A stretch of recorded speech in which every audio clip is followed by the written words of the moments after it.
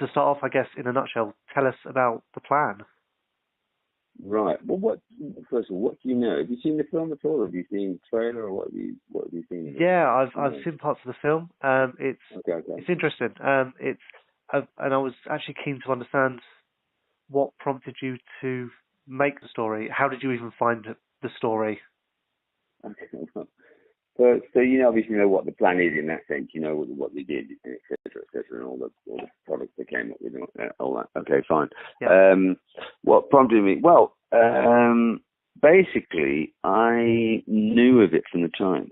I knew of it from the time, and I had a sense that I was involved in a political film group at the time and made films about various things, miner strikes and dock worker strikes and all kind of stuff. Made a film around the time of the Gromwick strike. Some of the material is in the film, like the archive material is in that film. But I was really, knowing it, but no one had ever made a film about that.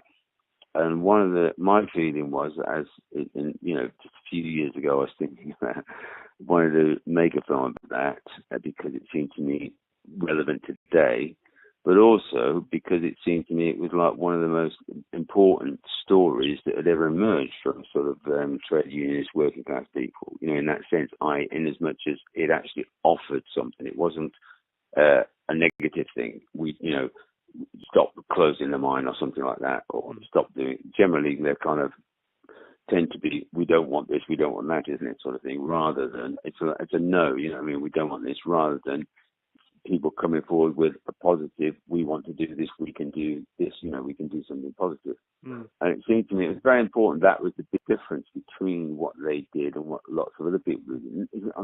Obviously not against what the people did, saying no, aware to various things, but this was a different kettle of fish. It was, we can come up with positive things. And that seemed to me that's a kind of like a step change in attitude towards the world, etc., etc. And it was a very important thing. And there'd never been a film about it. And made, as far as I knew, there's never been anybody made a film about it. Yeah. I mean, it's quite very interesting. I sent the trailer to Ken Loach, for example, a little while ago, about a year ago. I sent the trailer to him. And he got back to me straight away with the first line of his email. He says, "What a brilliant idea." I.e., forget how good or bad this film is, but just that fact of what a brilliant idea to make a film about those people. That's a glowing endorsement. But also about it. No, but also just about that. Do you know what I mean? About that story. He obviously felt the same thing. I could almost have replied, well, yeah, it's a brilliant idea. Why have you never made a film about it? You know what I mean? Kind of thing, It is quite incredible if you think about it. It's a very powerful story. It's a very important story. There's no question about it. And when you tell people about it now, when I was starting to make it, I was telling people I'm going to make this, younger people, and they say, what? They made those? They made hybrid cars and they did wind turbines and all these things in the 70s. And you think, yeah, and the more I talked to it, the more you could see how excited, especially young people were about it. That's just incredible. Yeah. And I'm thinking, okay, it's so incredible, yet no one's ever made it. Why has no one ever made a film about it? And that question is still one which ponders me, really. You know what I mean? Because it tells you something about the fact that, in a sense, the film is about the optimism of they did this could be done, but it's also about, well, why wasn't it done? What stops it being done? Do you know what I mean? It's the two sides of the thing, if you like, Yeah, and I think do you know what I mean? So that was what motivated me about it, Yeah, and the concept, the whole story, it's a real hidden gem. I'm surprised that nothing has been done about it before, and I was just wondering, why do you think it is? Like, how did something like that just seem to get lost in history? Well, that's right. Well, especially you've got to remember they were actually nominated for the Nobel Peace Prize at the time. Right, so it was, it did come out in the public domain quite a lot. It wasn't just, what I'm trying to get at, it wasn't completely hidden at the time. Do you know what I mean? It did receive recognition, etc., even though it was, forces opposed it did receive a lot of recognition. My sense is, the simple answer to that would be, the world got on a neoliberal bender, went in that direction, and all that they were doing was the complete opposite of that. All that they were talking, everything they were talking about was about, again, with the idea you don't start from what makes money, but you start from what's socially useful. Yeah, you don't start from a market, but you start from looking what the communities need. Yeah. Everything that they had was a completely different value system to that. And in a sense, the kind of value system they were coming with was something that had to be very much suppressed as an idea. And that kind of whole thing had to be suppressed at the time. And it got suppressed. And I think in that suppression, that story as well. I mean, there were other cases, there were other people who did plans, in other places and stuff like that. Those things were lost, and they were also lost within the fact that within the sort of labour movement and within the Labour Party, trade unions, stuff like that, they got lost because they challenged. They were very challenging in a sense. It challenged. You could only develop their plan with a radical government and a radical opposition to what was taking place. You know what I mean? Well, that was the only way it could have happened. So I think for all those reasons, that's why it got lost in history, if you like. And in a sense, it's now is the possibility that it could emerge. I mean, if I'd have decided to make this film, 10, 15 years ago, then there wouldn't have been the present day basis for it to emerge. You know what I mean? In a sense, would they? You know what I mean? Now is the time it can. And when I started, I didn't think like that. I didn't actually think this is the time for it to emerge. I was working as a sort of filmmaker for many years. Then worked in university, teaching film in university, and I then decided to retire and go back to making. I wanted to make something which is more the kind of thing I used to make before I started teaching. I knew that I decided, obviously, that I wanted to do it about the Lucas workers, partially because at the time we didn't make a film about it either.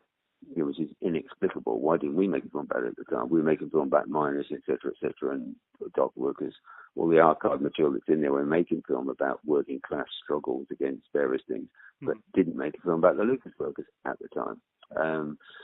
That goes back to possibly because it wasn't dramatic enough. You know what I mean? There wasn't fighting on the streets about it. It was taking place inside meetings. It was hidden away. It was in the Lucas company and stuff like that. It was happening. It wasn't public on the streets. You know what I mean? There's a lot of other reasons as to why a film hasn't been made about it before. But certainly that I feel that it got lost in that sheer, weight of the sort of Thatcherist era. You know what I mean? It kind of got lost. It got lost in that because it's the opposite. And those things are now not everywhere, but in some quarters are starting to come back. You know what I mean? That people are thinking and looking at that. And certainly, the most important thing about what they did was it does still offer that the approach and the way and the thinking of what they did. It offers precisely an answer to massive economic, social, technological, and environmental questions which we're faced with. All the questions that we're faced with now, because the sort of things they were suggesting weren't done, we're now faced with even in a larger sense, aren't we, at the moment? And therefore, I think that they offer an awful lot. And what I've tried to do is the film, but also bring the guys, get them engaged in things more, and they now go around and talk and stuff like that, Yeah. But obviously they're not going to do that forever. But the film can last longer in that sense. You know what I mean? And I think it is. I think it's incredibly. I've made this film, but for me, the only reason I made it is I think it's a very important thing. It's long, it's broad in terms of what it's trying to cover, but these are all the issues which were not talked about for many years. And they're all issues which are coming home to roost now. We've got to start talking about as a society. It tries to open up that. To say, in terms of sort of thinking about the public interest in this story, obviously documentary is a form that doesn't tend to get the sort of mainstream attention that non-factual gets, and I was wondering what is it that compelled you to make this as a documentary as opposed to trying to turn it into a dramatic adaptation, for instance? Okay. Oh, probably that's my kind of my approach, because what the film's, I don't think you could make a dramatic adaptation of what that film does. Because the film, if you were just to tell their story, as it were, you could make a dramatic adaptation. But what the film tries to do is take on a sort of much broader canvas, right? And I don't think you could do, the form of the film has come about by what it's trying to talk about and deal with and cover, etc., etc. One. Number two, it also has, for me, I think, I come from that tradition, and also the fact of actually working with actual material, the archive material, etc., etc., etc. Yeah, I'd be absolutely happy, over the moon, if, say, for instance, Ken Loach made a drama story about the Lucas story. Do you know what I mean? It's fantastic. Yeah. And more popular, probably, in that sense. It'd be brilliant, absolutely brilliant. And I would push for him, if I meet him, I'll push him to do that, because he thinks it's such a brilliant idea. I mean, he should. I mean, absolutely, no question. I'm not, I don't think this film isn't the be-all end-all of it. We want to do whatever's possible to bring the story out into the public domain. And a big story by Ken Loach, to me, would be, more important than many of the films he's done. You know what I mean? It'd be really important for him to make a film like that, absolutely, or anybody to do it. But obviously, like anything, isn't it? Someone like Ken Loach makes a film, more people will see it than if Joe Blogs makes a film. You know what I mean? So, yeah. But absolutely, there's no question about that. There is a great story there, and there's some fantastic material for it. I mean, very different material to what's just the things that are in the film. There's tons of very funny, very interesting stories especially about questions of technology and stuff like that could be in it. So I'm all for that.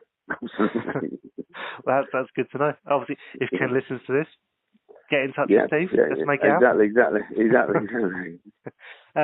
So going back to the London Film Festival, because obviously the plan is getting its world premiere at the festival, and that's awesome. Recipient of the Grierson Award, I understand. Well, no, it's a nominee for the Grierson Award. It's a nominee, because they don't announce it until the end of the week, I think it is, or something, end of next week. Right. So it's one of the nominees for, it's in competition with the Grierson Award, yeah. Cool. Well, obviously, best of luck for that. But obviously, anyone who watches a film can actually still contribute, can't they? You're raising funds at the moment to finish the film, aren't you? That's right.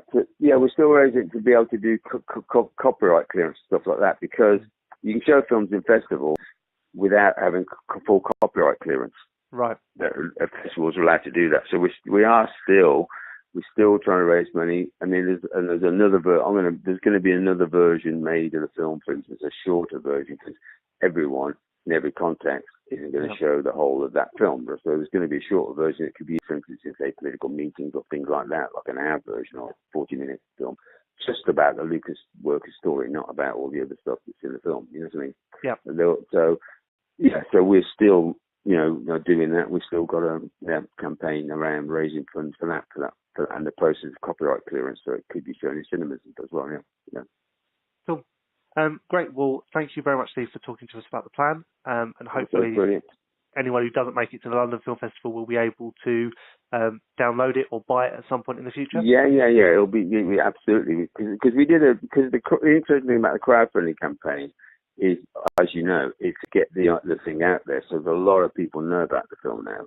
Up and down the country, and are really interested in seeing it. So it will be out. There's no question about that. It's just a question of when and where and how we do that. Okay? But it will be absolutely available, and people will be able to see it. Yeah. Awesome. And obviously we'll post all the details so anyone who listens can find out. But thank you very much, Steve, for chatting to us. It's been great. And thank you very much as well. Thank you. Okay. Cheers. Thank you. Take care then. Take care.